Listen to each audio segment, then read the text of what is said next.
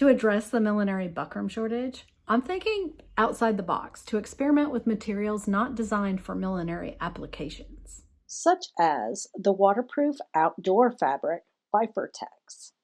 This is not a paid promotion. In this project vlog, I'll explain what this material is and how I've repurposed it for millinery use as an alternative to traditional buckram. I'm Rachel, and here on my channel, Bricoleuse, I cover important topics relevant to professional costume making.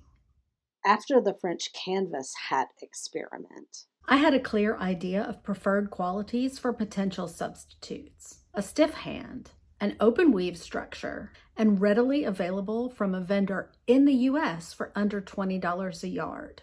ethically, I'd love to find something made from natural, biodegradable materials, produced sustainably, ecologically, and mindfully. Having lunch in a window seat at a cafe, I noticed the shade made from an open weave textile that minimized direct sunlight. Something like this might be a good contender. I discovered Phifertex by Sailrite.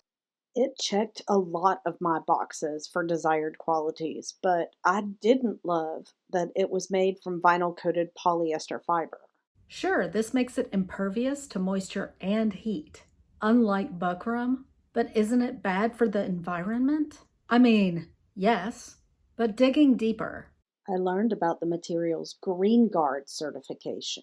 which you can learn about at the link in the description. And I decided to give Phifertex a try. This McCall's bonnet pattern came in a donation to the theater where I work. I've always wanted to see how it made up, and this is a perfect excuse. When I cut out and wired the bonnet shape as I might have done in buckram, I discovered the flexibility of the material. In theatrical millinery, we are sometimes called upon to make hat styles that can withstand rain or repeated crushing. So this property could be an advantage. I remembered a technique I'd read about but never tried myself. Using a foundation like buckram to support a straw braid hat style. I'd made hats of spiral stitch straw braid before, but never on a foundation. I even had a hank of vintage braid that I could use, but it was yellowed with age, so first I decided to dye it.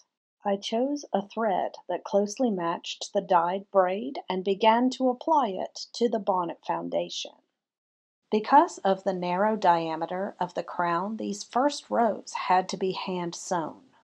I used a zigzag stitch to secure both sides of the braid to the foundation. Because I developed repetitive strain injury in my wrists and fingers early in my career from extended periods performing fine motor tasks with my hands, I now need to take regular breaks when hand sewing to preserve my dexterity. I rest for 45 minutes between each length of thread.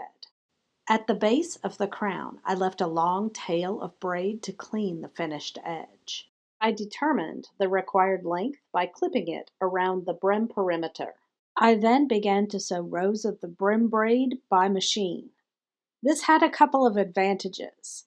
The machine sewing adds stability, and it prevented my RSI from worsening through overexertion.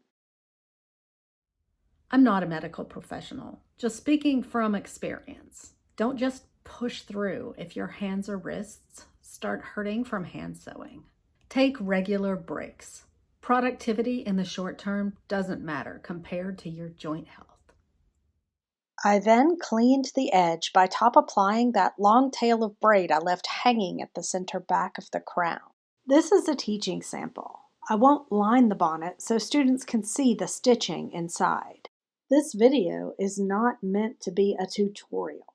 It's a record of how I used this material to make a hat style using Buckram foundation methods. This video is part of the Buckram Alternatives Miniseries. If you don't know why milliners might need an alternative to buckram, check out this video. I've spent the spring semester conducting research on potential buckram substitutes for my fall 2024 stage millinery class. I'm releasing project vlogs about my results for each material tested, so you can see how it works in a millinery application. Learn the pros and cons and decide whether you want to explore using the material in your own hat making. This is the second of those vlogs, and you can watch other videos in the series on this playlist, as well as learn more about wired foundation hat making in general.